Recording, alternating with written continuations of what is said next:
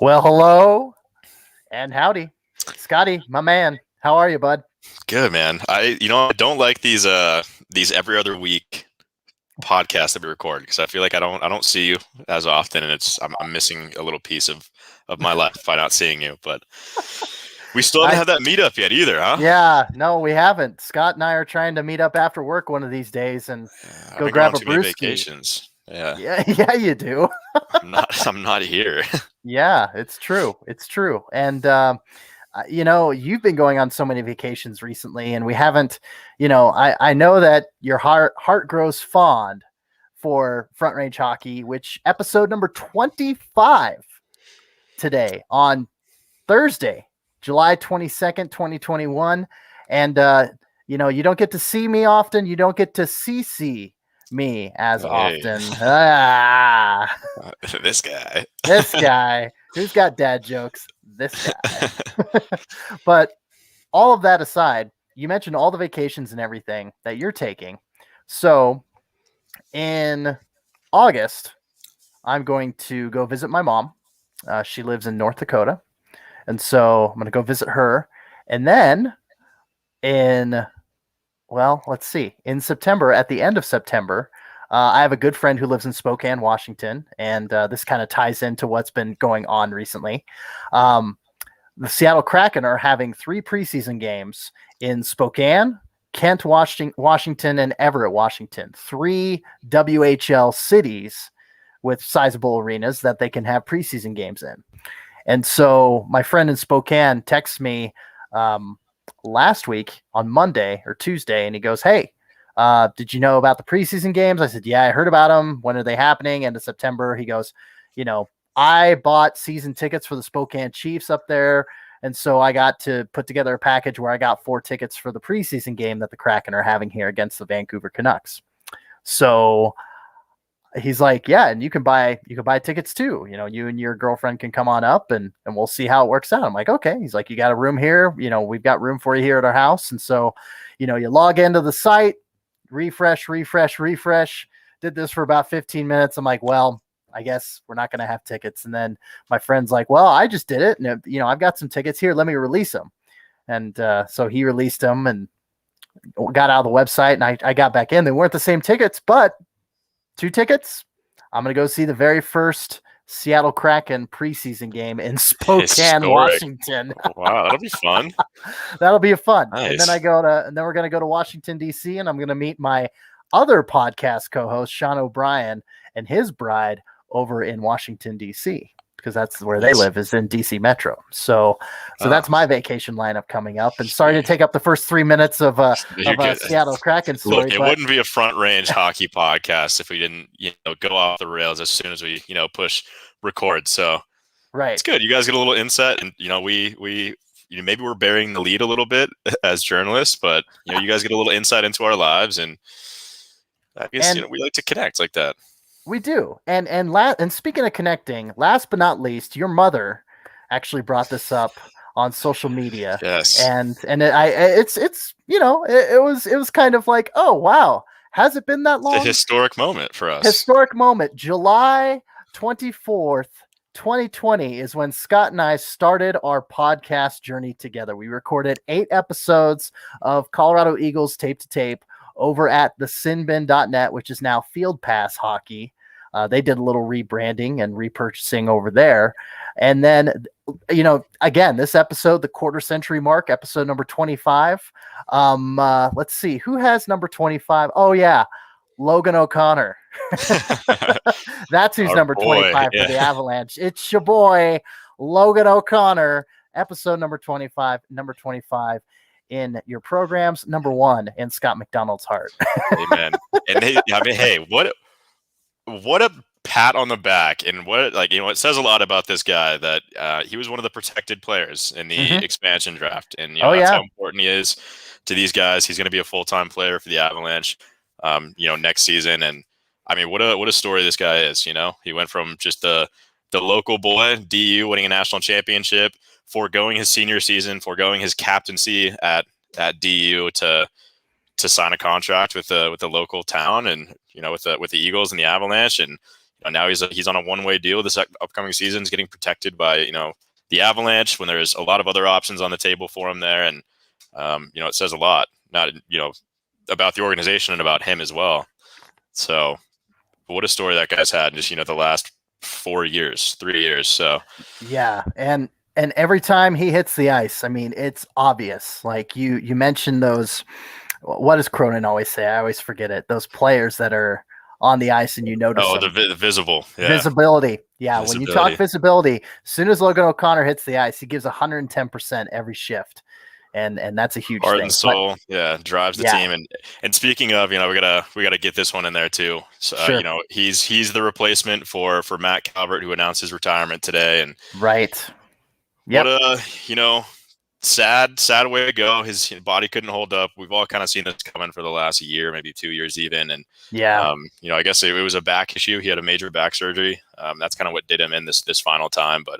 It's probably for the best based on his concussion history we've talked about on numerous podcasts, and it's been well covered, by on the Twitter sphere and by local media and national media alike. So I think he's making the best call for himself and his family, and you gotta thank him as an Avs fan. That what he did, and he was a heart and soul guy, and it's kind of a passing of the torch almost. That Logan O'Connor, who's he gets a lot of comparisons to Matt Calvert. And he's kind of stepping in full time. He'll be taking that spot on the fourth line, and it's a cool moment. But yeah, Matt Calvert, on the off chance you're listening, he might, I don't know, but thank you for your service. We tip your cap to you. It's been a pleasure watching you, and thanks for everything. Thanks for being the engine that kept the Avalanche going for a few years there. Yeah, and he played, I think, over 150 games for the Avalanche. And right at 150, yeah. Oh, wow, yeah. And, obviously with the Columbus Blue Jackets, age 31. I mean, again, as a 34-year-old man, I feel older and older every day. It's like that meme. It's like that meme you see on social media. They're having a theoretical conversation. The broadcaster says, "Oh, and here comes the oldest player in the league, age 32. He's a miracle." me as a 34-year-old man, just like, damn. All right. Well, I thought, 30s are your prime and everything like that. So it's tough to see, a guy retire so soon in the hockey world. But hey, this quote from ESPN.com, and it's just a AP article here, but. Calvert said, and I find this probably the most interesting quote. He said that at the age of 18, quote, "I dreamt of becoming an accountant, ... And 3 years later, I was playing in the NHL." So he can go and be an accountant now. I mean, he lived the dream. He played in the National. I mean, for crying out loud, and he got to do that, at the age of 21. And not many people on this earth can say that. So. Yeah. Hell of a career, man. And you put in a hell of an effort every time, you want again, the parallels, you want to talk about 110% every time you hit the ice. Calvert was your guy. That's the guy. Yeah. And he'll be sorely missed. That's for sure. He will. Another thing I wanted to bring up, and we got a lot of questions in asking the feed, so we're going to hit these points as quickly as we can. But when he got hit in the face with a puck, playing for Columbus, and he required 36 stitches in his face, came back later that same game, potted the game-winning goal. That just speaks multitudes. It speaks volumes as to what kind of player he was, what kind of person he is, and he fears no man or animal. So Matt Calvert, unfortunately retiring at the age of 31. Some good news out of the Avalanche's camp today. Kiefer Sherwood, a guy that I wrote about over at Full Press Hockey as one that the Eagles needed to bring back, or the Avalanche needed to bring back on a 1-year, 2-way deal. He signed the dotted line. 1-year, 2-way deal signed today on July 22nd. And, he played more games with the Avalanche last season than he did with the Eagles. 16 games with the Avs, 3 assists. And he also played a couple playoff games too, and had an assist in the postseason as well. But 10 games with the Eagles, 10 goals, 6 assists for 16 points. that was a higher points per game clip. And granted, it was only 10 games, small sample size, but a higher points per game clip than 2021 AHL MVP and fellow Colorado Eagles teammate TJ Tynan. But they were on the same line. So, goals and assists were going back and forth with those two. Right. They had great chemistry. So, but Sherwood, bringing him back, definitely some positive news to offset the Calvert retirement news. Absolutely. And another, like heart and soul guy. And it's, finally, we talk about this all the time, but that is what the Avalanche, have missed, the last few seasons. I think that's kind of been the X factor for them is they lack that kind of heart and soul, that energy. And, they always just have one, it's either Logan O'Connor, or it's Matt Calvert, or, there's not enough of that. And I think the Avalanche are, maybe starting to see that. And, I know Bednar loved Kiefer Sherwood a lot. He came in and kind of shocked everybody during training camp and, won a spot. He played, 16 games with the Avalanche and more games than he did in the AHL, and spent a lot of time on the taxi squad, obviously. But it's a testament to what he brings to the lineup and, the energy that the Avalanche need. And, those are the kind of players that Bednar likes. And I think it's a very smart signing, and I think we'll see him quite a bit. I think there's a spot open on that fourth line, given no one signed. I don't think the Avalanche have room to sign, anyone really, but outside of the in-house work that they have to get done. So I think we might see, quite a few games out of Kiefer Sherwood. And man, I love that line. The idea of Logan O'Connor and Kiefer Sherwood kind of skating side by side. And I mean, talk about an energy line. I think that's that's exactly how it should be. And that'll be a formidable fourth line. And I'm excited to potentially watch that. So that's a great signing. It's a cheap signing. That's, exactly what the Avalanche need. He could play in the NHL, and, he's coming in at $750,000 off the books. That's, that's pocket change really. So and that's really about all they can afford. So that's a great depth signing. And he brings a lot to the lineup for a very low price, kind of the same situation with Logan O'Connor. So well done. Great signing. And, I'm excited to see those guys all play. Yeah. And you gotta root for a guy that, he's, you root for, you get those personal stories, you get the Connor Timmonds and the Logan O'Connors that we've had the past few seasons in this organization. But, Kiefer Sherwood coming into the Avalanche organization from Anaheim, playing a number of seasons between Anaheim and San Diego, coming over to the Avs and the Eagles in this strange COVID pandemic season, and just doing so well and just gelling so well with a guy like TJ Tynan. And we'll get to him later on in the episode. Like I said, a lot of questions for asking the feed. But before I ramble on anymore, forwards, let's stay on the topic of forwards. The Seattle Kraken expansion draft happened yesterday, Wednesday, July 21st.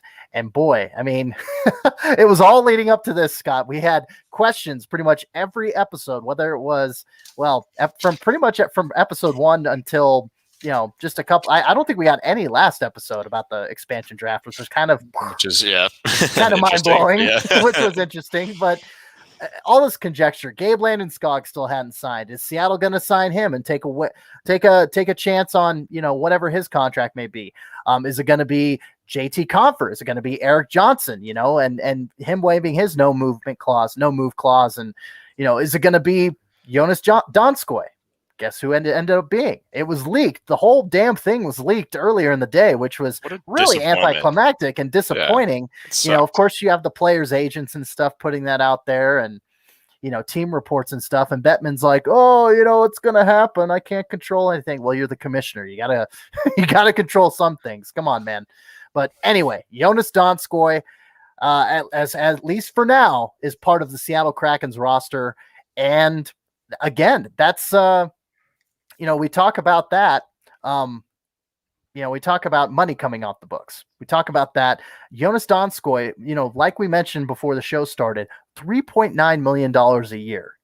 And so you get that money off the books, and yeah, it's definitely, it's tough to lose a guy like him, because he could really turn it on and turn a game around once he got going. And if he puts, a puck or two in the back of the net, yeah, he can really turn a game around. But yeah. Yeah, no, definitely. I mean, I wrote a column about this, right after the expansion draft. I mean, I think it was best case scenario for the Avalanche. look, the expansion draft sucks. I've gotten a lot of people in the comments and a lot of people on Twitter that are just like, well, I mean, they've lost, Ryan Graves and they lost Jonas Donskoy. Like, this sucks. But it's like, look, that's the way of the world. It's the way of the NHL. That's how, the expansion draft worked. Every team was going to lose somebody. The Avalanche have way too many good assets. They can't protect all of them. I think the Seattle's picks were relatively weak, which just kind of goes to show what what the Avalanche provide. I mean, there's not a lot of teams that have, they're comfortable with like, oh, seven forwards, 3 defensemen, and a goalie. Like, we're set. They're going to end up with one of our third or fourth liners that are kind of garbage. The Seattle got a second liner, out of the Avalanche, who scored 17 goals, the fourth most on the team last year, and had a career year. Analytics numbers fantastic. He was kind of one of those Swiss Army knife, sneaky good guys. Could play up and down the lineup, second, third, fourth line, whatever you need. Top line minutes, sometimes even 2. Power play, penalty kill. And he was top 5 in a lot of categories, and like takeaways. He had some of the fewest giveaways on the team, so it's going to be a big loss. But that's what it was going to be, and I protected him in a lot of my Seattle expansion mock drafts that I wrote about, whether it's on ColoradoHockeyNow.com or just on Twitter, just kind of going back and forth with other Avs fans. I protect Donskoy. I like what he brings because of all those reasons that I just listed off right there. He's not a guy I wanted to lose, but again, his best case scenario, not in that we should be wiping our brow that like, wow, Seattle took like the worst option available. It's like, I think Donskoy was the best option available that they had, and it would have been Ryan Graves. So again, shout out to Joe Sakic for recognizing that. He was never going to go the 8 forwards and defensemen mix and goalie route, because that would leave far too many of his precious forwards available for the taking. So he had to go the 7-3-1, and with the defenseman, it was going to leave Ryan Graves open and available, and Seattle was absolutely going to take him. He's a great defenseman. $3.1 million a season is a steal in the NHL for what he brings. Is a shutdown defender. He's turning into one. Maybe he's not quite there right now, but he's a big man, and blocks shots, plays great on the penalty kill. He's I think one of the most underrated penalty killers in the league. So losing him would have sucked. They knew they're going to lose him. May as well get some value out of him. Got a second round pick. The Avs didn't have a second round pick in this year's draft.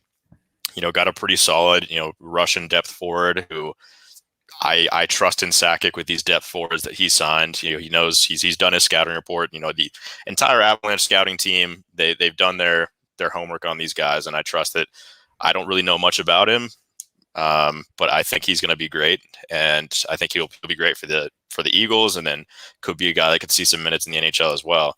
So to get a second round pick, to get a pretty decent forward prospect out of it, and then again you're shedding $3.1 million off.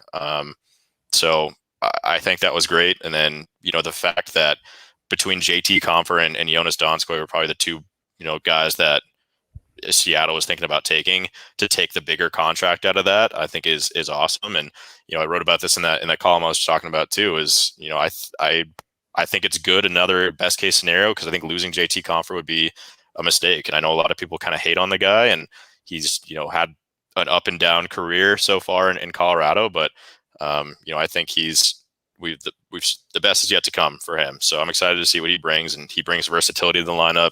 Can play center, can play wing, can play up and down, can play power play. Those guys are kind of hard to find. Again, like I said, the Jonas Donskoy is the Swiss Army knives that can kind of do everything. So again, best case scenario that they save $7 million in cap space between losing Graves and Donskoy, and got a second round pick out of the whole thing, and then another prospect I think is fantastic. And it sucks, it sucks losing those guys, but you had to lose them. That's just how it was going to work.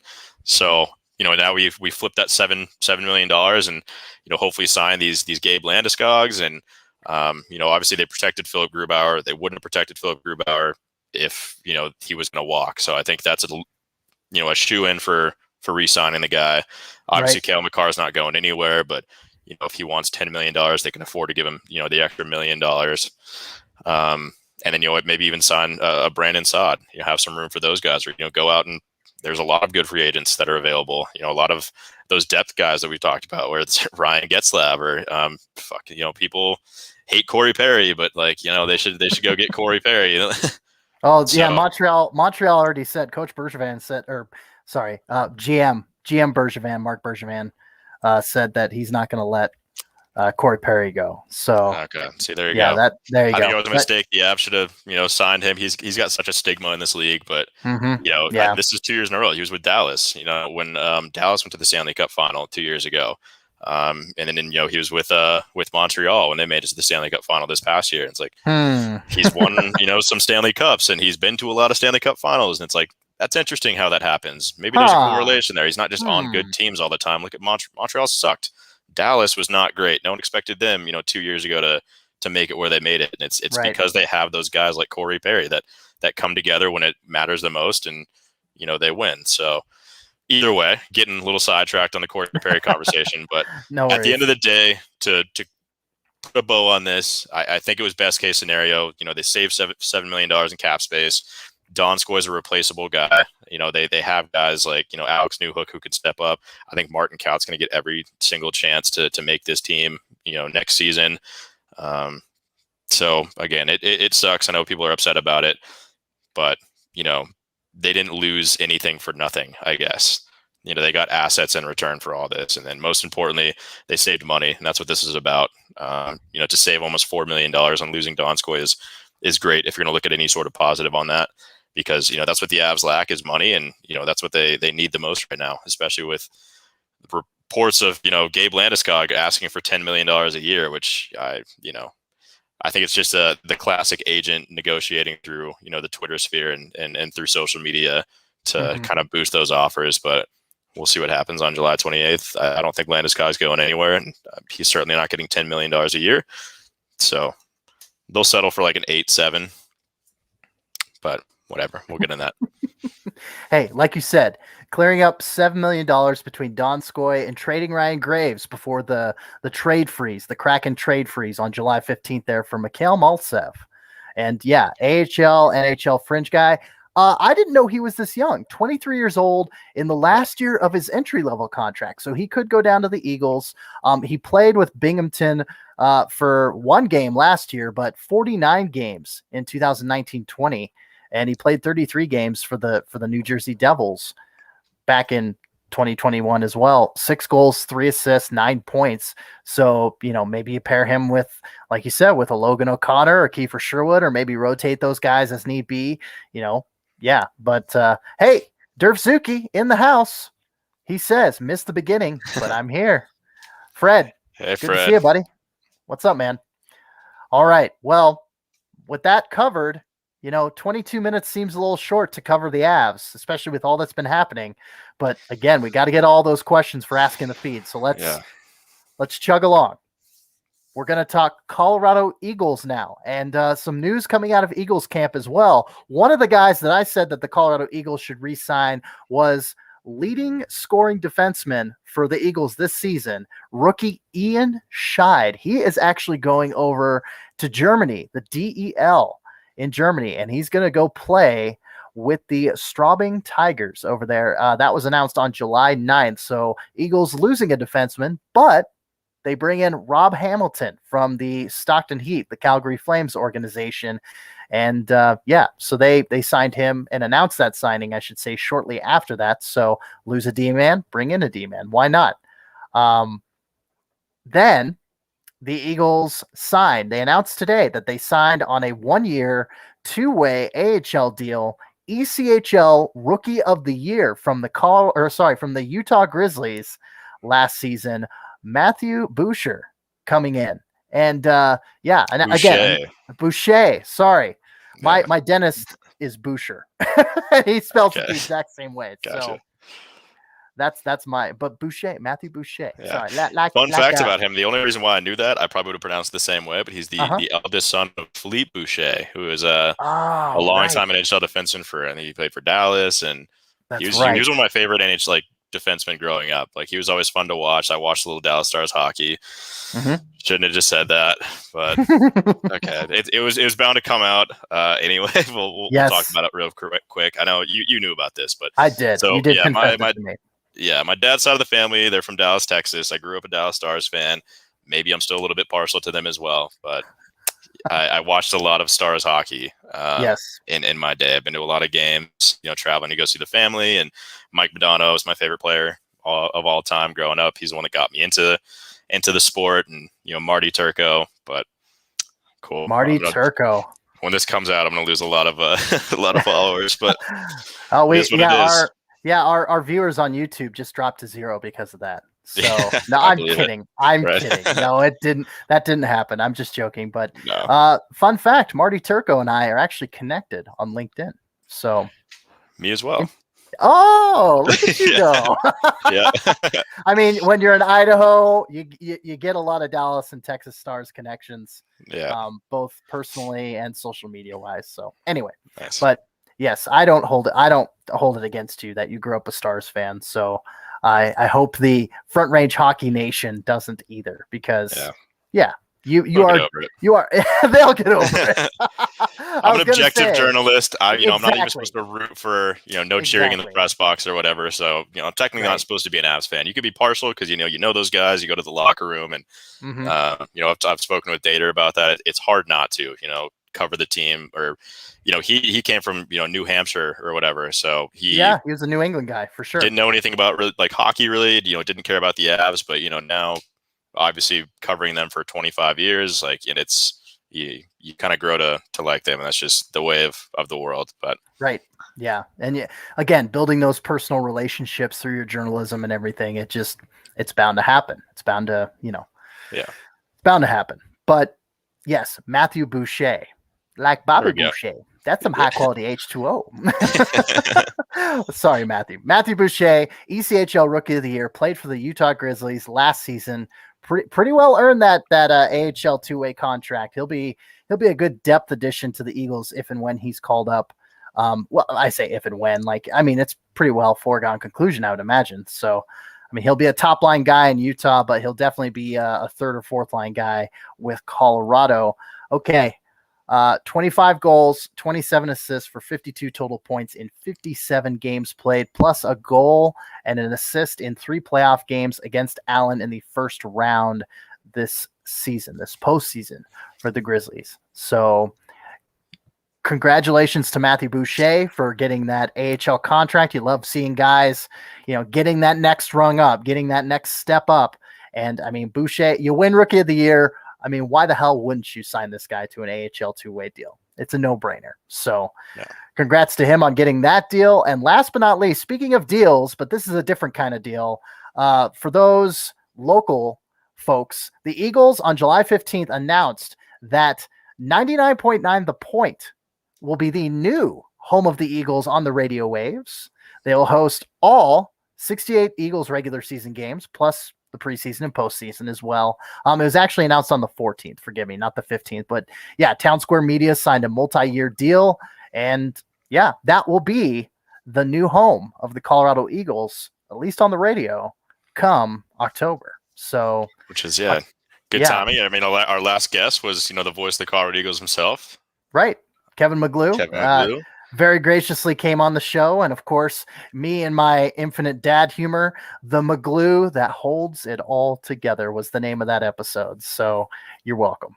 Give it a listen. A lot of good insight on the Colorado Eagles and the Martin Kaut and Bauer situation, from a guy that's watched every single Eagles game for the last, I know a lot of people listening to this, know who he is, but the Avs fans, especially that are kind of new to the Eagles organization since they hopped up to the AHL and became the affiliate. He's seen every game that those prospects have played. So he provided a lot of good insight on that, and you should definitely give it a listen. Yeah. And speaking of, Eagles fans and, gosh, you throw it back to to the last year in the ECHL real quick. The ECHL has a new team over in Quebec, Trois-Rivières, and they are the Lions. Well, the Lions have signed 2 former Eagles. The Eagles actually had the most Quebec-born players on their roster when they won the Kelly Cup that year. I think it was 7. And 2 of those 7 players, Sean Saint-Amand and Julien Nantel, are now going to be playing for the Trois-Rivières Lions come next season. So a little bit of history there to conclude the Eagles segment. Fun fact about the Kelly Cup. That was most Quebec players on the wow. Yeah, I looked. I covered the Eagles that year because the Idaho Steelheads got eliminated, and we didn't have an Eagles correspondent for when I was working back at the Sin Bin. So they're like, well, do you want to cover the Eagles? And I'm like, sure. So I covered them when they played the Fort Wayne Comets in the Western Conference Final, and then they played the Florida Everblades in the Kelly Cup Final that year. And I'm like, gosh, there's a lot of Quebecois on this roster. I wonder. And so I did some research. I looked at all 28 ECHL teams and all of the playoff teams. I'm like, damn, the Eagles have the most Quebecois on their roster. You know, Michael Joly, I mean, that's a name that Eagles fans know very well. Won the Kelly Cup final, Kelly Cup Finals MVP that year. I'm trying to. There's 5 more players. I'm not going to try and remember them all because I can't. But yeah, Julien Nantel and Sean Saint Amand are over with Trois-Rivières with the Lions. So there you go. Nice. We have some collegiate news, Scott. Can you believe it? Yeah, you know, it's got to that point where like I don't even go on any websites regarding that. Sure. Like it is the dead period, but that's fantastic news that you have some news. You know, I do my best. I want to represent DU and Colorado College and the Air Force Academy the best I can on this podcast, even in the doldrums of the off season, because collegiate hockey is a much different monster than professional hockey. That is for sure. At least when it comes to news, for sure. But let's start with DU. The only news of note I have is former Colorado College Director of Hockey Ops, Travis Culhaney. He takes the exact same position over at Denver University. So you're hopping from Colorado Springs up I-25 to Denver there. And yeah, he's your new Director of Hockey Ops for the Denver University Pioneers. So that's all I have there for DU. But segueing from that to Colorado College, let's talk about a couple players that have committed to Colorado College since our last episode. So Tommy Middleton, forward committing for this coming season, 21-22 on July 14th. He's coming from the NAHL and the Janesville Jets. And I have no idea. I think I'm going to have to look that up real quick. Where in the hell the Janesville Jets actually play?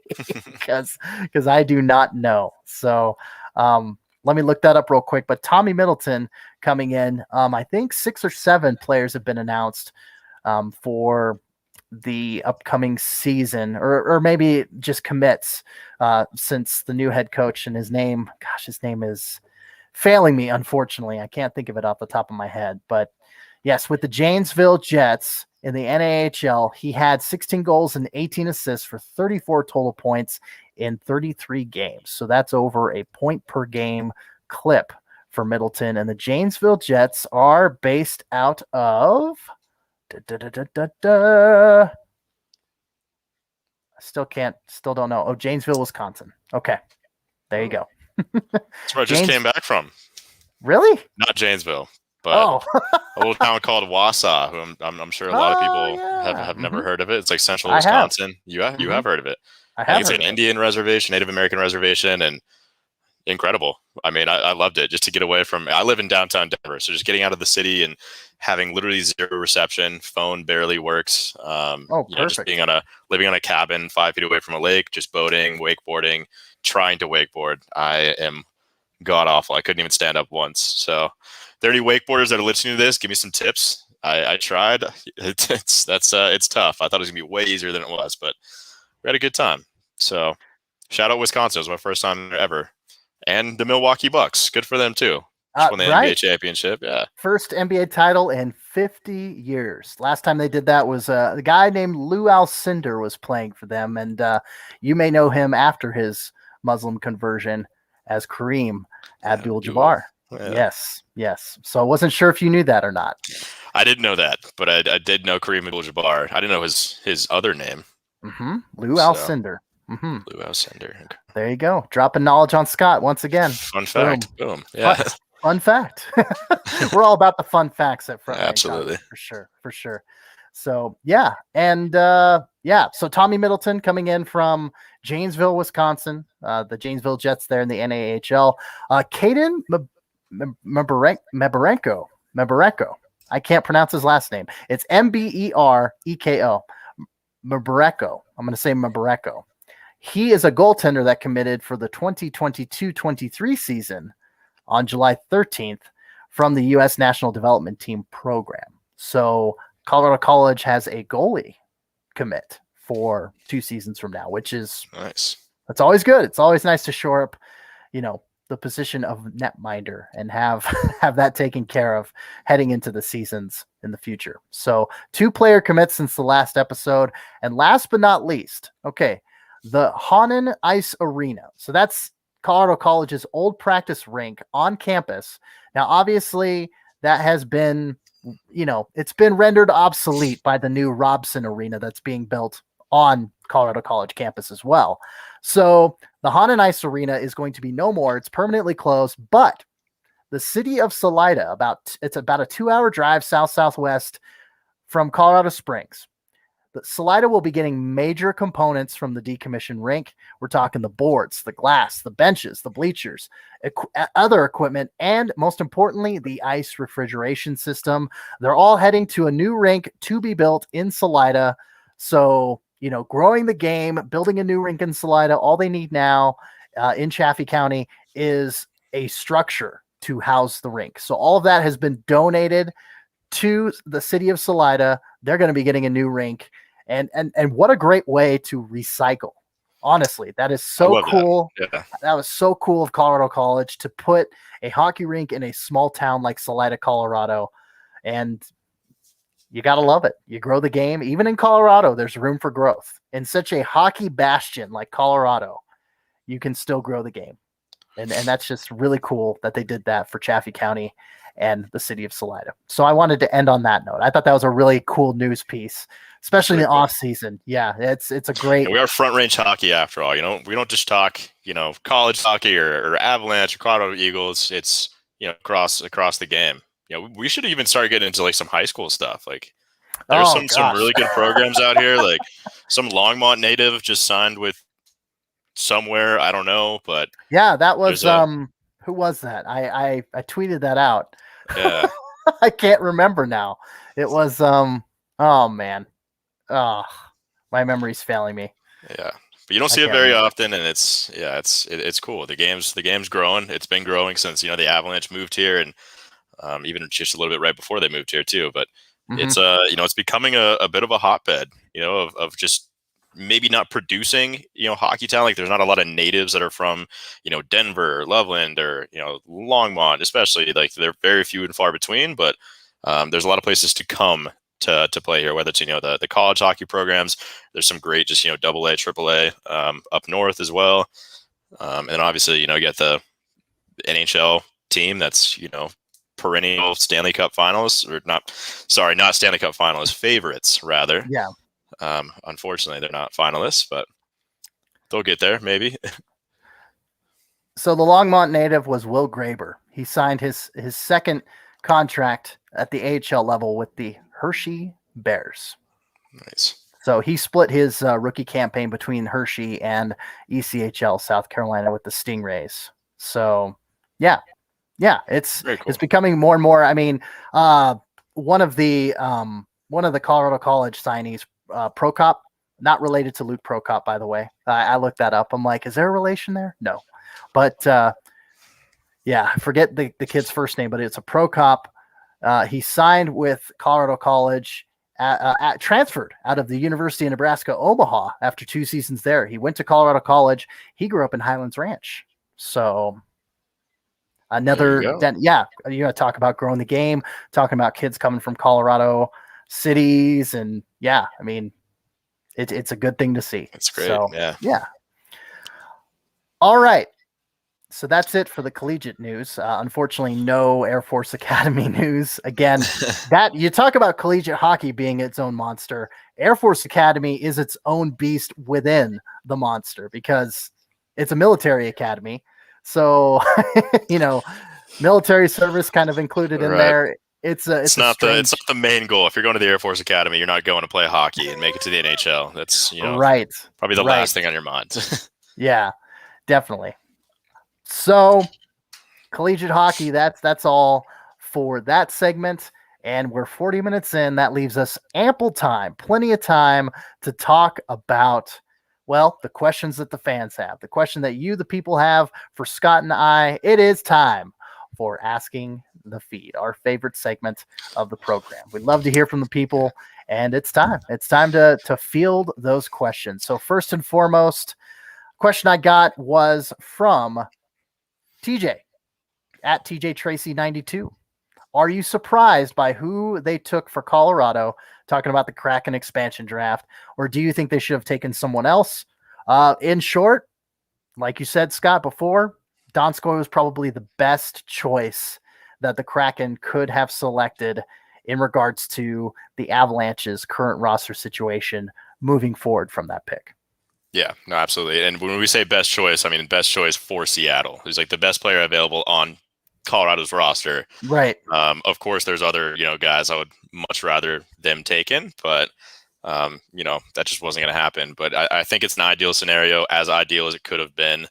I think the Avalanche should be thanking their lucky stars, and we'll be considering this a win. At the end of the day, but yeah, I don't know if they should have taken someone else. I mean, obviously, anyone else besides again JT Compher and Jonas Donskoy. If they would have taken just like a lesser guy, like Jonas Johansson or something, like that would have been great. I think a lot of people would have been happy, but that just isn't going to happen. That's the nature of the beast, the nature of the expansion drafts, and it's unfortunate. But I think again to tie that in a bow, we've talked a lot about the expansion draft, but yeah, I think it should be considered a win. I think Avs fans should be somewhat stoked, maybe not about losing Donskoy, but about what they gained as well out of the whole situation. Yeah, if you were to tell me that, if you were to get something for Ryan Graves and, a depth forward, NHL, AHL fringe guy still on his entry-level deal, so you can send him to the Eagles without any repercussions or anything like that. Like you said, a second-round pick, 61st overall in the draft, and you clear $7 million in cap space with the two guys that you quote unquote lose, which they did lose, but they traded one and lost another to the expansion draft. I think it all things in all fairness, that's probably the best case scenario that you could probably have. So yeah, at least financially, it's a great situation for the Avs. Yes, for certain. So TJ, thanks for the question. Always appreciate you chiming in for sure. All right. Next up, we've got, let's see, do you want to take Dominic's question? Dominic Jelenis, I think is how you pronounce it. Forgive me, Dominic, if I butchered that. But at DG Kickass, at Delta Golf Kickass on the Twitters, when Colorado trades the dump and poor Kadri. So I guess he's asking when Colorado's going to dump and trade Jelena. Durf Zuki actually just helping us with the pronunciation there. Jelena. Really? Dominic Jelena. Sorry. Jelenas, but yeah, Jelena. Thank you. Okay. Right. Appreciate that. No, I want to get people's names correct, but definitely Dominic coming from, I don't know where. It's a Quebecois name. Yeah, I think you're right. Yeah. Okay. Thank you, Durf. Appreciate that. Scott, your thoughts? Should the Avs dump Kadri? Yeah, so I think that's to translate. I think that's what it was. He commented actually while we were recording this podcast on, I just reposted that column that the best case scenario is, losing Donskoy. And he said best case scenario is Grew, Compher, and Kadri out. So yeah, I think he wants to get rid of Kadri. Not sure I agree with the Grew one, but that's not your question. But yeah, I mean, I know a lot of people are upset about the playoff situation. No one's more upset than Kadri, and it's unfortunate. But I don't think you just get rid of a guy just based on his last 20 games of the regular season, last couple months there sucked ass. I mean, there's no doubt about that. He's upset about it too, and then only to have that kind of roll into the postseason and then you not even really play and kind of drop the ball on that with an ugly hit and get suspended for 8 games, which is crazy. I get a lot of people are upset, but I don't think look what he did last season, and the leadership he brings, and look what he did last playoffs. He scored a crazy amount of goals. If the Avalanche somehow won the Stanley Cup last season, dude probably would have been the Conn Smythe winner. So I think it's unfair to kind of judge a guy. Going back to the JT Compher situation, I think he had a great year a couple years ago. Maybe last season he took a step back with the Avalanche, but you can't really judge these guys based on one bad year, one bad month, or whatever it might be. I think you give him a chance. He brings great leadership. He brings a physical presence, to the lineup that we say it all the time. The Avalanche lack quite a bit of, and I like the edge he plays with, and I think that's something the Avs need. So, no, I don't think you get rid of him. I wouldn't dump him. I don't think the Avalanche will. Could I see him being trade bait at some point in the year? I think so. But I think he starts the year with the Avalanche, and then we'll kind of reevaluate when the trade deadline comes around. But no, I'm not ready to dump him, not yet. I think this might be his last year. It is, yeah. It's a contract year. $4.5 million this season. Yeah, contract year, 30 years of age. So kind of maybe, I don't want to say it's a show me, because a show me contract's just like a 1-year deal for, a 35-year-old guy. I mean, but it's certainly a contract year, and that that's a motivating factor for a lot of players. It's like, look, I want to get paid. I want to get paid really well.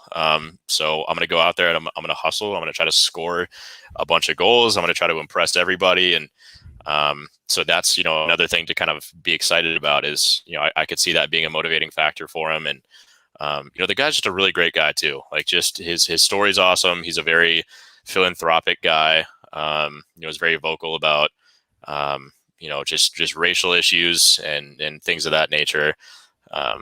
So again, I think he does great things in the community. I think he brings a lot to the locker room. A lot of guys like him, and he brings leadership. He brings physical presence. So Dominic, I know you're pissed off that what happened the last couple months of the year, and then obviously in the postseason, I think we're all a little upset about it. But I wouldn't give up on him yet. Not yet. No, I'm in the same boat as you. I mean, 1 year left, could be trade bait come trade deadline, but yeah, kind of just a year of like, all right, last chance to get things right and not get suspended for 8 games in the postseason, Lord willing, and the creek don't rise, as we say in Idaho. But yeah, anyway, thank you for the question. We really appreciate it, Dominic. And moving on, Avs hockey fan at Avs Hockey 1933. If Saad and Landy walk, who are the Avs looking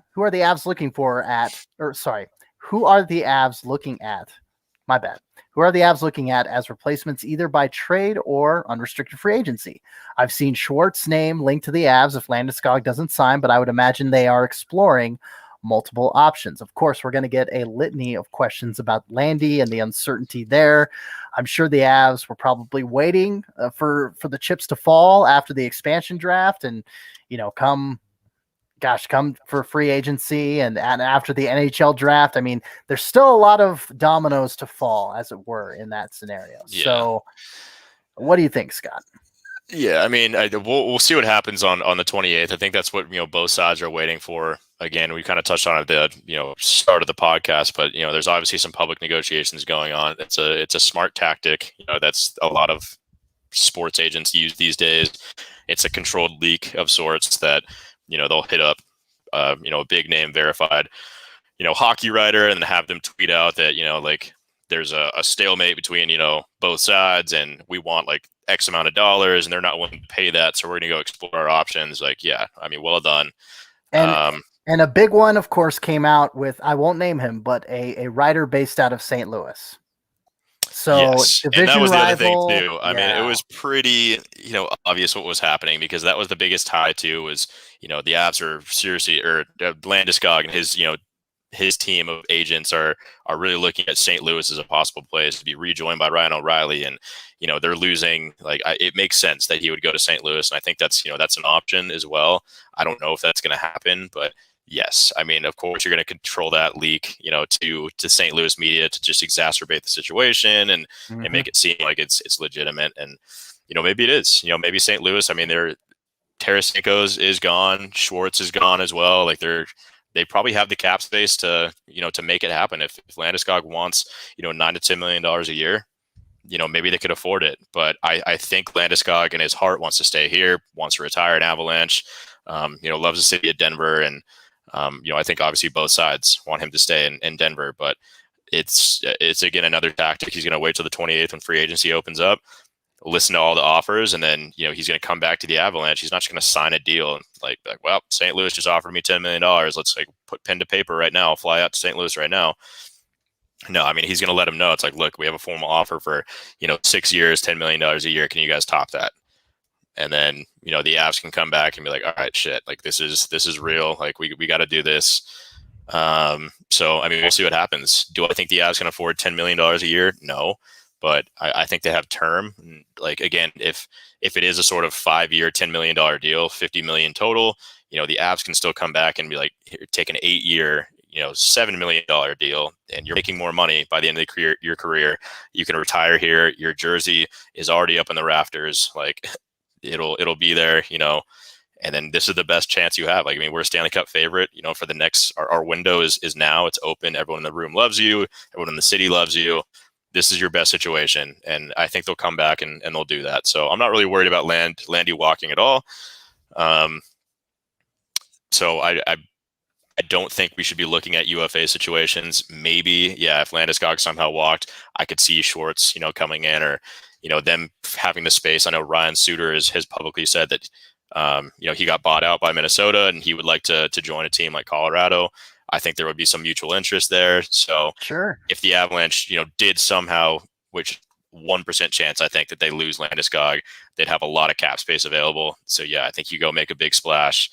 You make something happen because you got to replace him, and that's your leadership. You want to bring in a veteran guy. You can pay that veteran guy, but I wouldn't even think about it too much. And it's a fun story to follow. It's intense. People like that. People like talking about it, debating about it. But I don't think Landeskog is leaving. I'd put it at close to a 0% chance. The Avs will come back and they'll match something. They'll give him more, maybe not $10 million a year, but I think long term they can offer that to him. And I think he'll take that because by the end of it, he'll end up making more money, and also he'd be a legend, he could win a cup here. Again, his 92 would be up in the rafters, no doubt about it, sitting next to number 19 and 23 and 21, 77, 33. Yep. Yeah, exactly. All those like numbers. That's something that you want, in your career. It's like that. Yeah, it's not about money, I don't think, for him. But I think it's just, a public negotiation because I think they probably are pretty far apart. I think the Avs, rumored they offered him, 8 years, which is the max term. And it's like something like $6.5 or $7 million is what they're willing to do. I think he wants a little bit more than that. The Avs can afford now with the $7 million of cap space we've been, talking about for this entire podcast. I think the Avs can afford to give him an extra $1 million or $2 million on top of that 8-year deal. So that's what I see happening. But, you need that leverage first. And, no one can talk to Landeskog until July 28th. So we're not going to know anything. I expect him to sign, maybe not on July 28th, but, 29th, 30th, somewhere in there. I fully expect him to be signing, a long-term deal with the Avalanche. And like somebody put on social media, nice little gif from Arrested Development. But it's like, hopefully Joe Sakic and Gabriel Landeskog, when the expansion draft is over and NHL free agency opens up and it goes, and scene. That was all just a show. It was all just, it was all just a big ruse, as it were, for fans out there. And hopefully for the Avalanche's sake and for your captain, that's huge. And so hopefully that doesn't happen. But Jaden Schwartz, you talk about a player with a Colorado tie, Colorado College alum. There you go.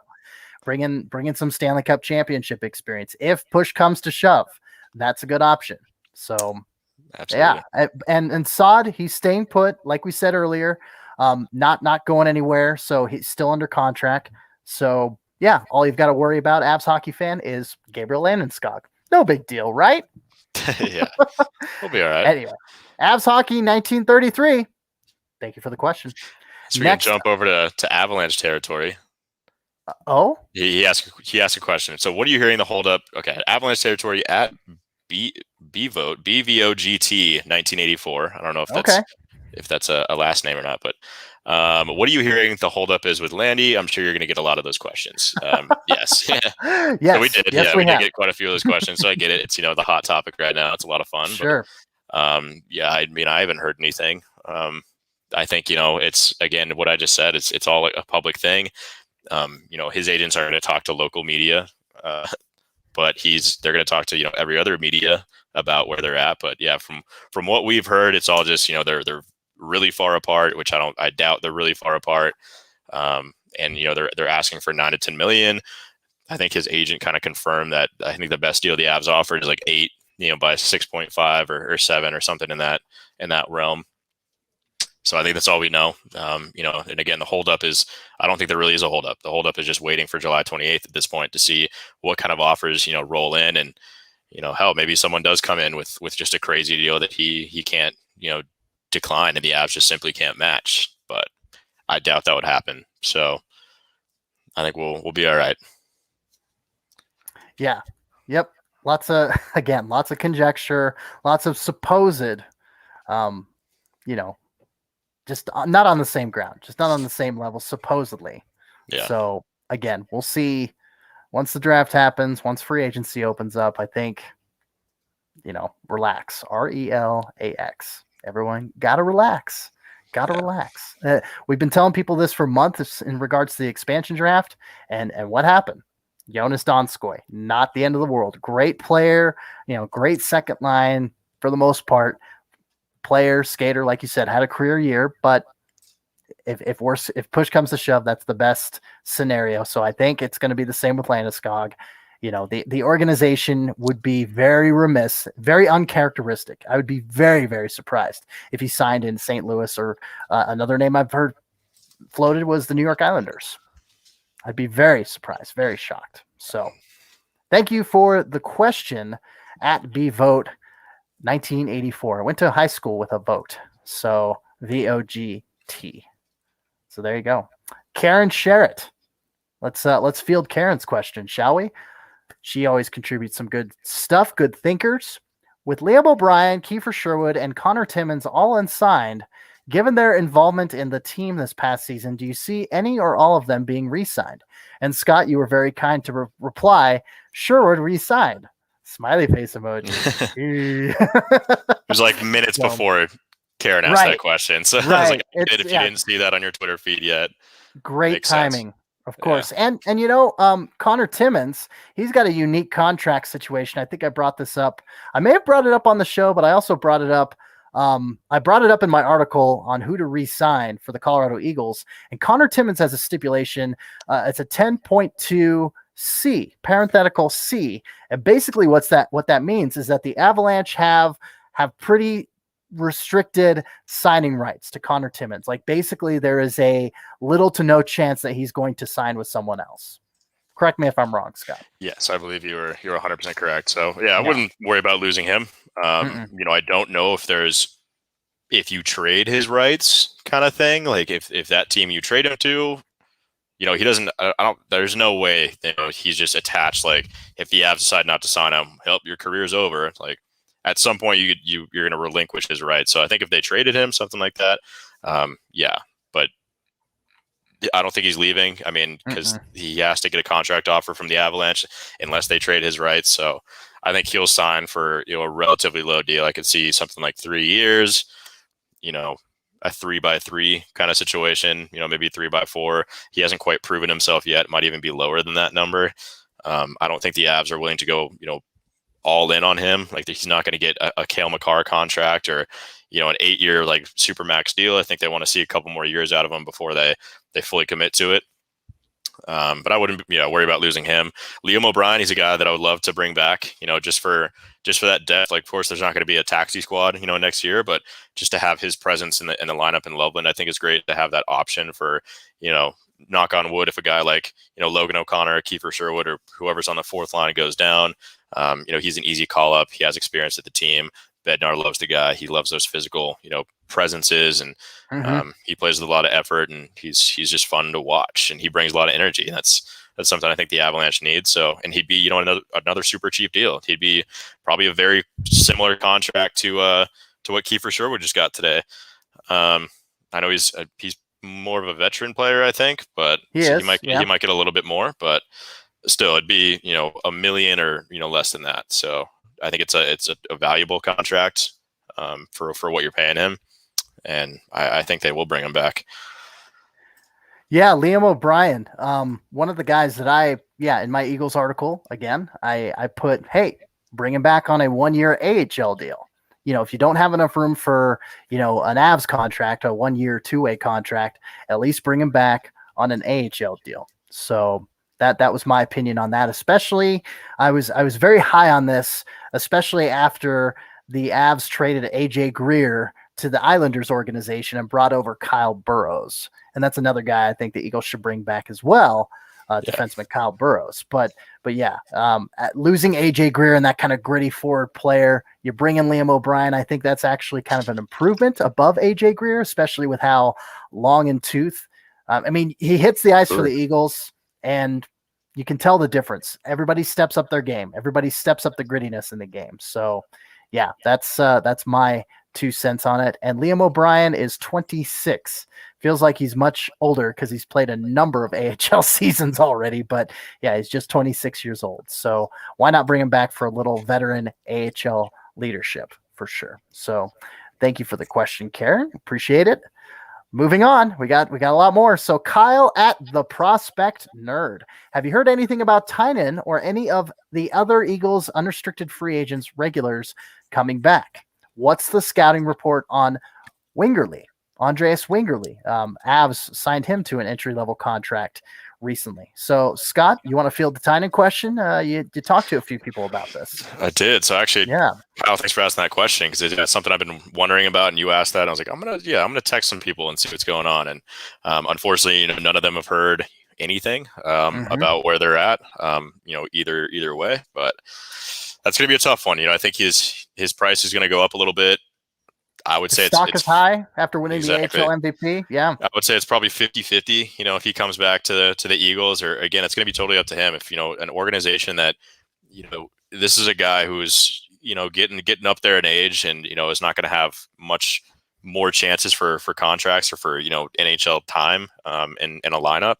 So I think his agent's definitely looking at which NHL teams or obviously he's negotiating probably an AHL deal, a 2-way NHL AHL deal, but you're going to go to the AHL team whose NHL affiliate gives you the best shot of getting called up. So I don't know. It's obviously tough with the Avalanche. They're pretty set when it comes to that. So if he walks, it's not going to be because of anything other than he just has a better chance elsewhere to get a call up in the NHL if a guy goes down with an injury, or a couple guys go down, because right now he's probably very low on the totem pole as far as forwards go. Obviously re-signing Kiefer Sherwood, he's up there on the depth chart. If a forward goes down, he's going to get called up from the Eagles.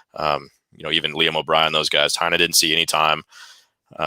So yeah, I think as far as NHL goes, I think it's not going to happen here in Colorado. So not going to blame the guy if he he might even take less money somewhere to go play for an organization that gives him the best shot at the NHL. But he just won the MVP. He can go, get paid whatever he wants. But I think he's going to go field his offers for sure, and maybe circle back if a team that he doesn't want to go to or whatever. But we'll see. I think I'd put it very 50-50, maybe more bordering towards not coming back. So 51-49 not coming back, but it'll be close. Yeah, again, his stock is so high, and it's somebody that I'm like, I can see him going somewhere else. I could see him, 60-40 is a pretty good ratio in regards to him leaving as opposed to staying. But Andreas Wingerly, so, okay, interestingly enough, I cannot find scouting reports on this kid. He went undrafted in the NHL, but listen to this. So he made his his Swedish Hockey League debut. It looks like, 2015. So he was 18 years old when he made his Swedish Hockey League debut back in the 14-15 season. And he's 23 now. So he's got 5 years of Swedish Hockey League experience under his belt. So you've got this kid who he's been called undersized. That's something that I did find, if you want to call that a scouting report, which I don't really think I don't really count that as a scouting report, but it kind of as a criticism that the kid's a little undersized. But the Avalanche signed him to an entry-level contract at 23 years old after, like I said, having 5 years experience in the Swedish Hockey League. Yeah, so 1, 2, 3, 4, 5. Playing, 5 full seasons. I think he had a handful of games. Yeah, just 2. Well, let's see. 1, 2, 3, 4, 5, 6 seasons. Wow. He's 23 and he's already played 6 seasons of professional hockey. That's wild. That is wild. Okay. Which is good, you know. That's very good. Yeah, and his numbers are respectable too. I mean, they've hovered around the, 25, 30 point range, past 3 seasons. You've got 14 goals and 10 assists, 16 goals and 16 assists, and then 12 goals and 16 assists. And that's 52, 51, 50 games. So he's nothing if not consistent. And the Swedish Hockey League is nothing to, not shake a stick at, but he can play center, he can play left wing. He's 5'8", 170 pounds. So may need to put on a little bit more muscle if he's going to, reach that next level. But you want to talk about a guy, Jean-Luc Foudy, smaller guy, real quick on the ice. If you squint, you may see shades of Nathan McKinnon, like I've mentioned before. But yeah, if you want to make that comparison because of the organization, I just made it. So there you go. But yeah, Vingerly, who knows? I mean, in my prediction, I'm thinking he's going to be probably, he might make the second line, but probably he's going to end up on the third line for the Eagles. Yeah. Which I think is fair. They need some forward help right now, especially if you lose a guy like, Tynan. And it'd be interesting to see. Like, I can't comment on any sort of scouting report for him. Not a guy I've really focused on at all or really cared to, especially in all the storylines going on, with the Avalanche and, other Eagles storylines this offseason. But yeah, I'm excited to see, I'll make some more, I guess, scouting reports when I see a few games with the Eagles with him. But yeah, it's interesting. I mean, 6 professional seasons at the age of 23 is no joke. Like, so he started when he was 17, something like that. Yep. 17. Yeah. So, I mean, he's got talent, obviously. That's a good sign. And he's worked his way back from, the Swedish league to get a contract here in North America. And again, I fully trust in the Avalanche scouting department. They have a knack for finding those like diamonds in the rough, I guess, if you want to call them that. So I'm excited to see what he brings to the lineup. And, hell, he could be a guy that impresses enough, like, a Kiefer Sherwood situation. When he signed with the Eagles, like, I mean, this guy's probably not getting an NHL time. He has some NHL experience coming in, but, not a guy that I really think is going to play, any meaningful minutes, but ended up, coming to training camp, impressing everybody, got 16 games and, was very visible. We'll use that word on the ice every single shift and brings a lot. So I fully trust Wingerly will be, more or less the same way. There you go. Well, thank you. Thank you for the question. We appreciate it. Oh gosh, who said that question? Why am I just, there's so many damn questions. I know. I'm looking for it too. Thank you, Kyle. Sorry, Prospect man. Nerd. It's just, we're nearing the end. We got 4 questions left, but man, it's just, this is great. I love the engagement. A lot of questions. Wonderful. All right. So let's talk Alex Dagner at Alex Dagner 2. Realistic expectations for a contract between Gabe and the Avs. He ain't getting 9 to 10 million, especially considering what Hall is reportedly about to sign for in Boston. Scott, have you heard what Taylor Hall is going to be signing for in Boston? Yes, I actually just looked it up. So I think it was like 4 years, like close to 6 million, I think. Or like at 6 million. So yeah, I mean, he brings up a fair point, but also, I mean, you got to consider that this guy's a captain and, he brings other things to the game. Like we can't just look at his stats, which, I mean, Gabe Landeskog's stats are great. And you could make the argument that, he only gets those numbers because, he's playing on a line with, 2 of the most high octane offensive players in the league, and Nathan McKinnon and Mikko Rantanen. And sure, that might be the case, but he also does, a lot of things that those guys don't do that I think are really important, like standing in front of the net. He's that guy that's tipping in pucks, that's blocking goalies, taking hacks to the, the back of the leg from goalies. And, he's getting in fights, and he, engages people physically, and, the stuff he does in the community. There's a lot that goes into this stuff. He's selling a lot of jerseys, and, that's just how it goes. And that's, the leverage stuff that, agents leverage and all this. Like, you don't just look at the stats, you look at everything they bring. It's an all encompassing thing. anything to get that dollar amount higher. But yeah, you're right. I mean, he ain't getting $9 to $10 million. No. And I guess I just looked it up. So the reporter who shall not be named from St. Louis reported, that they're seeking 9 to 10 million. The last offer that came in, I think it was 8. So it was 8 years, 5 to 6 million, somewhere in there, which is way low. Like, I don't think that's accurate at all, because I think he's coming off like a $5.25 million a year contract.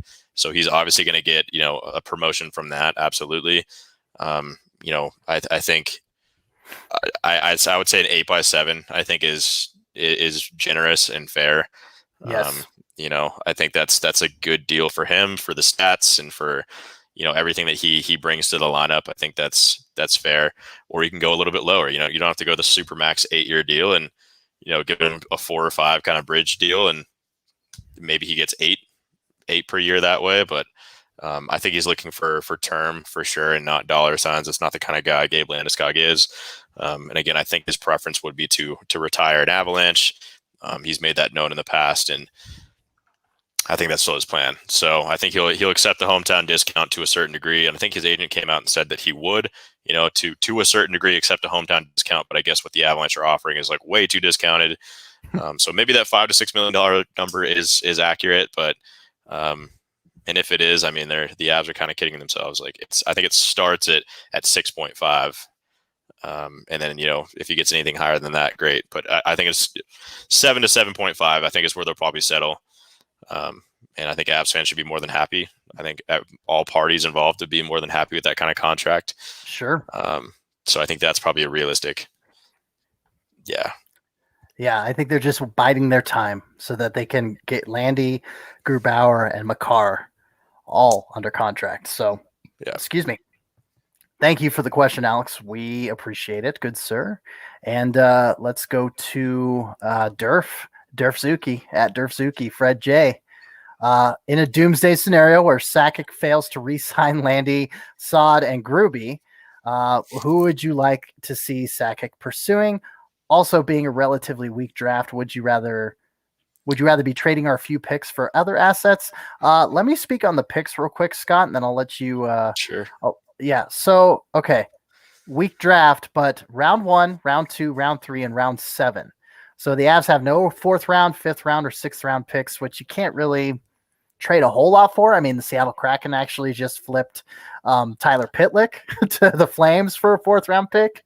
So what do I know? But is there anybody on your radar, goaltender or forward wise, that you can see? I mean, we talked about Jaden Schwartz. We talked about, who else did we talk about? I said a guy like Ryan Getzlaf, or someone in that, in that region, which I think they should still make a play. Whether they sign Landeskog or not, I think Getzlav's a guy that would come in a little bit cheap, I think, and he's in kind of the sun is setting, I guess, on his career.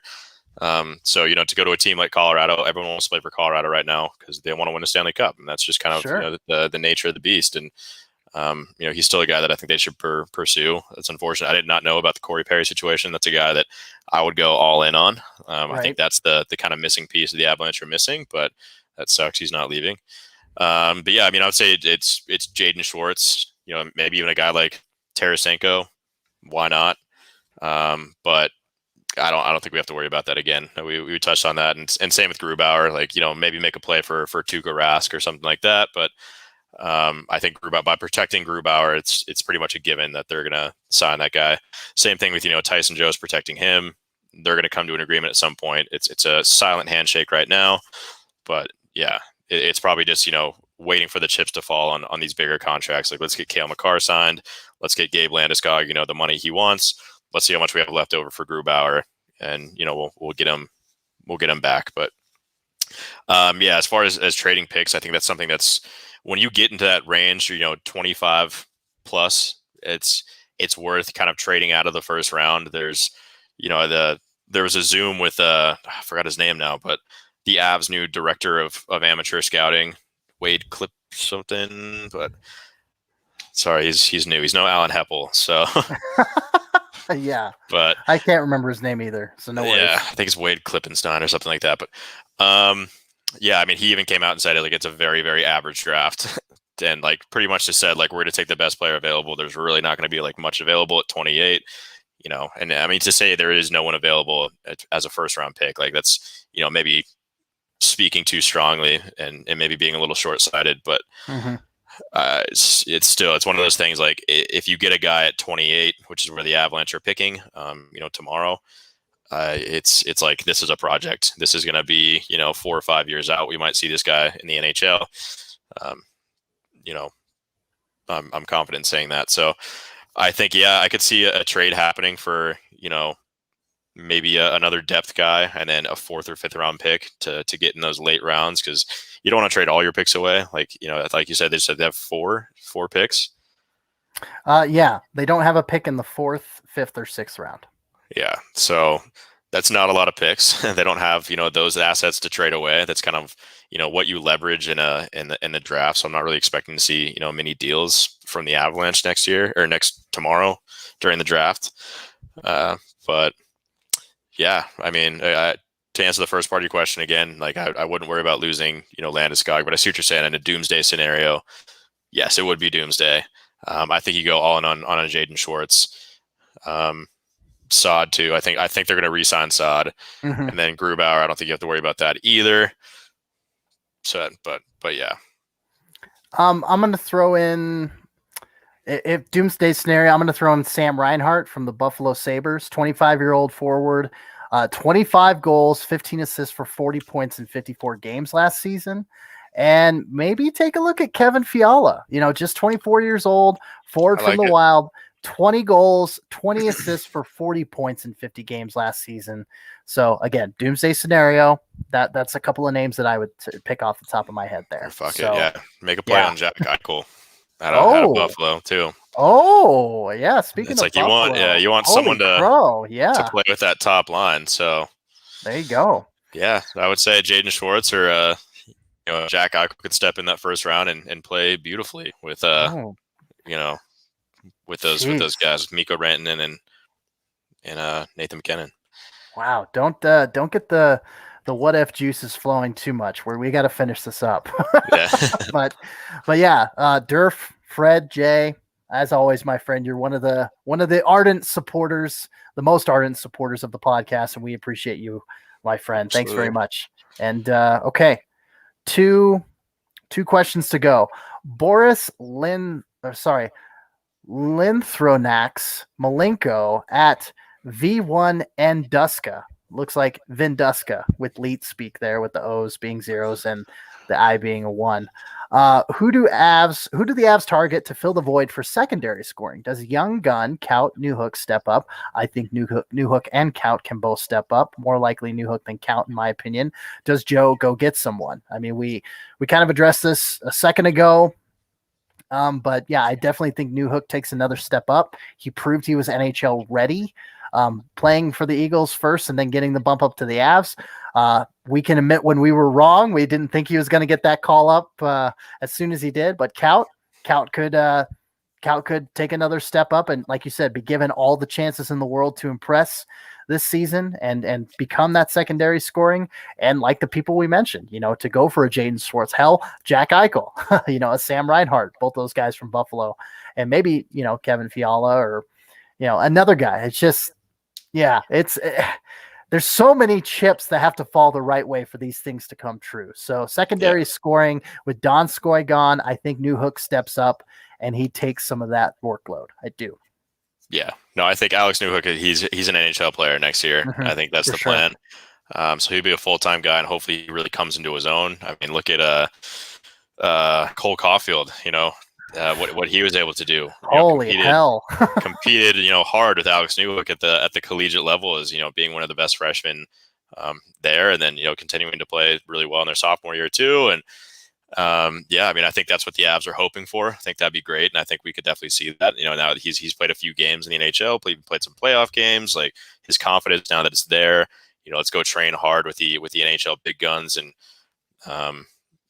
let's come back and try to win a Rookie of the Year title or something like that, Calder. So I see that happening, and like I said earlier, like you just reiterated too. Martin Kaut, I think he's going to be given every chance. I think this is probably his last chance, to be honest with you. So I think that's a motivating factor for him. And also, for the Avalanche as well, he could become, trade bait very quickly if he's, not impressing in the in training camp. But I think he'll be given every shot to make the team. And as far as Joe going to get somebody, I think, like I said, I think the key piece that they're missing is just a veteran presence. A guy that it doesn't even need to be secondary scoring. I think the plan, I think, is to re-sign Brandon Saad. I think that brings back that secondary scoring right there. And then go get that veteran that, maybe pots in 10 goals, 15 goals would be fantastic. But is, a more physical presence and brings that leadership to the locker room. Scott, Eric Stahl. I like it. Yeah. See, something like that. Like you need this team they're young. I think they need a little something like that. Again, secondary scoring, I think, is not their biggest issue right now. They're a highly offensive team already. Over the last 5 years, they're, a top 3 team in total goals scored. And I think they're the top team this past year. Like it's depth scoring is really not their issue. Over the past couple of years, it's showing that heart to be a Stanley Cup team and to have, I think they need that underdog mentality. And like, that's what happened with Montreal. This past year, no one expected them to make it, where they made it. They made it to a Stanley Cup final. Same thing with Dallas the year before that. Like it takes that heart to, like we made it here. Let's go win this thing. Why not us? That why not us mentality. And the Avs are, like pretty boys, I guess. I don't know what the word is for it, but I think they maybe feel a bit entitled as the best team in the league, and they need someone to whip them around a little bit and, let them know how tough the Stanley Cup playoffs are. And a guy that's, been in the league for 15 years or whatever, and be like, this shit's not easy. Like, you guys want it? Right. Like, let's go get it. And like Brandon Saad is supposed to be that guy, but Brandon Saad's pretty damn young. And he's won a couple cups with Chicago, but I want an old man in the locker room. I want a 35-year-old, 36-year-old. That's why, like, I'm pushing hard for Ryan Getzlaf. I want to see Ryan Getzlaf in the burgundy and blue, and I like the tenacity he plays with. He would be a very vocal presence in the locker room that would complement Gabe Landeskog really well. I mean, that's my pick, but we'll see. I hope Joe Sakic realizes that. I know he's trying to make the team young and fast and exciting, but that it's only gotten you to a certain point. That's only good enough to make it to the second round of the playoffs, and that's been proof for the last 3 years. So, and the teams that make it to the finals and win the Stanley Cups, have an average age higher than 26. And they they have those scrappy personalities as well. Yeah, and so Belmar's 36, not coming back. That news was made public a number of weeks ago. But you've got Eric Dahl, who's 36. You gotta, let's see, if we're hovering around that range, you've got, let's see, Corey Perry. I mean, 36, but we talked about Montreal wanting to re-sign him. Patrick Marleau is a free agent again. He's 41. Joe Thornton is 41. He's with Toronto. Hey, look what he's doing with Toronto. I mean, he's 5 goals and 15 assists for 20 points. Yeah, I mean, it's not even like really about the stats, but like, I mean, look what he's doing. Like he's going golfing with, Austin Matthews and those guys, and they've all just raved about, like, it's been so nice to have him in the locker room, like a guy to look up to, and like that's what you need. Even playing cards on the plane with these guys, like, you could pick their brains. You want to play for them. They're in the end of their career. Like I said, the sun's setting on their career. It's like, let's go out there and win it for them. If not for us, like. This is, and that. So I like that. Like the Patrick Marleau, like, sure, bring him in. Why not? Joe Thornton, absolutely. But again, I'm sticking with Ryan Getzlaf. That's the guy I want. You know what? To go with the finish, with Mikko Rantanen, why not throw in Valtteri Filppula from the Detroit Red Wings? 37, left-handed. You can play left wing, can play center, left-handed forward. Why not? We're just throwing elder statesmen out there. Name, yeah. Yep, exactly. But I'm like, hey, finish tie there. Could be. All right, 1 hour and 23 minutes. Last question. Guess who it is? Of course, it's going to be Gil. It's going to be Gil Mainklang. And we like to end on a lighter note as opposed to all the hockey-related questions we get. So we appreciate Gil chiming in with the brevity. And his question is, Would you rather fight one grizzly bear sized duck, so a duck the size of a grizzly bear, or 30 duck sized grizzly bears? So 30 grizzly bears the size of a duck. In both scenarios, the animals are aggressive and you are armed with a shield and a spear. Scott, I defer to you. Man, I mean, I've seen the Revenant, and I don't really like grizzly bears. Oh man, yeah. Yeah, so in ducks, I mean, they don't even have like teeth. And if you have a spear or a shield, I mean, I'm blocking those, nibbles that the duck's doing with the shield, and I'm taking a couple body shots with the spear. And I think that'd be a much easier target than 30 duck-sized grizzly bears. Plus duck-sized grizzly, like those things are probably really scrappy, and they got claws and they'll tear you apart. Even if they're only tearing your ankles apart, it's gonna cripple you eventually. So I'm going grizzly bear-sized duck, and I'm confident in that answer.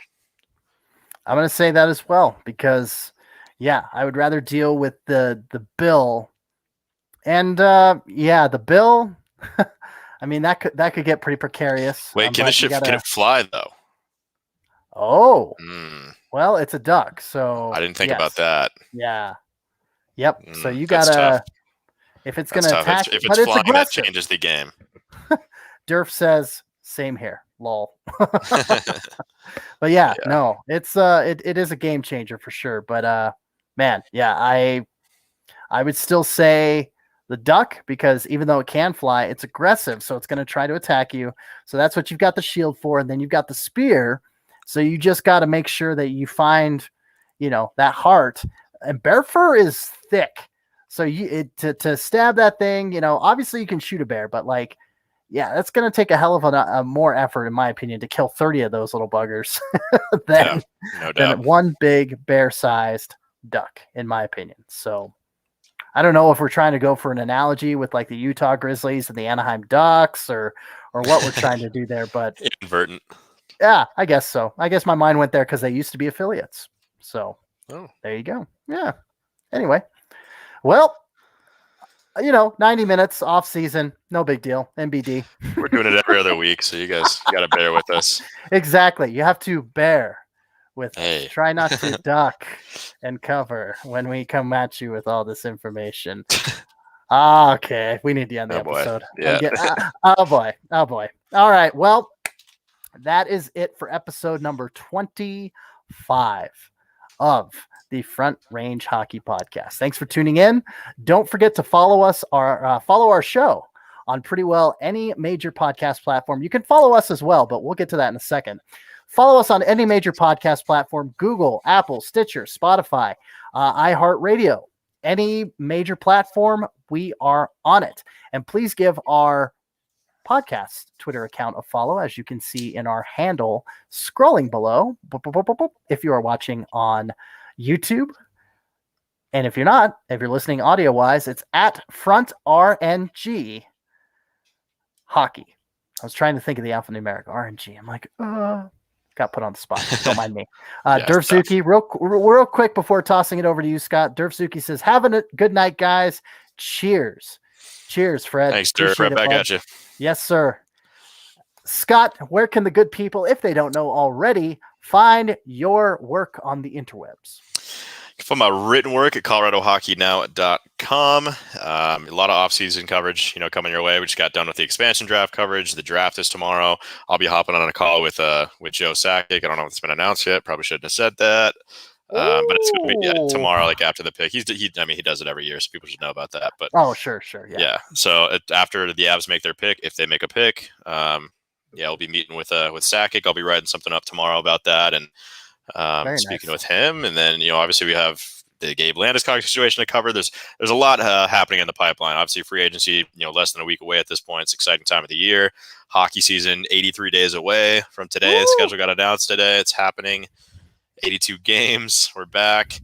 So yeah, bear with us. I'll be in the press box next year as well. I'm not going anywhere.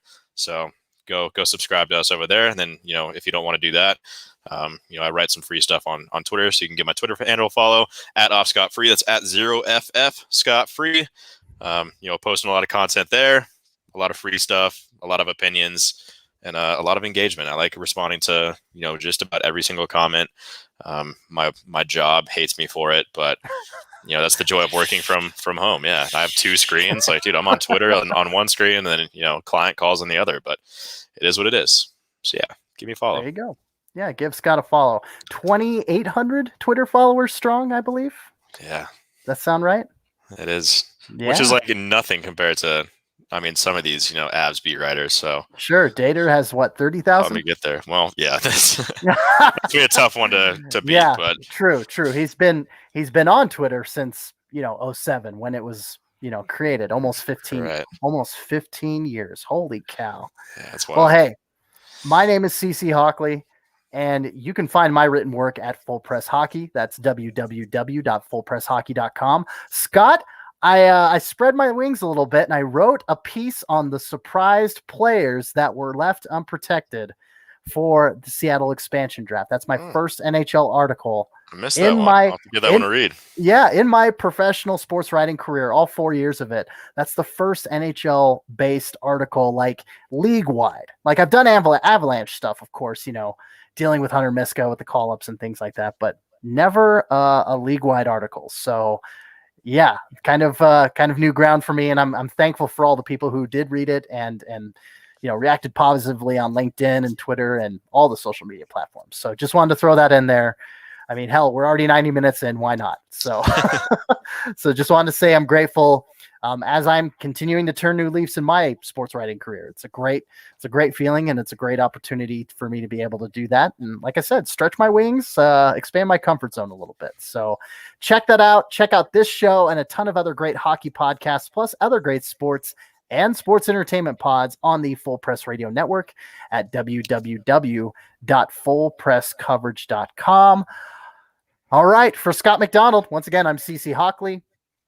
Thank you for watching. All you guys, gals, and non-binary pals, hockey is for everyone, for sure. And thank you once again for listening. So with all that said, we ask that you stay colorful, my friends, and we will see you next time. Bye-bye. Bye.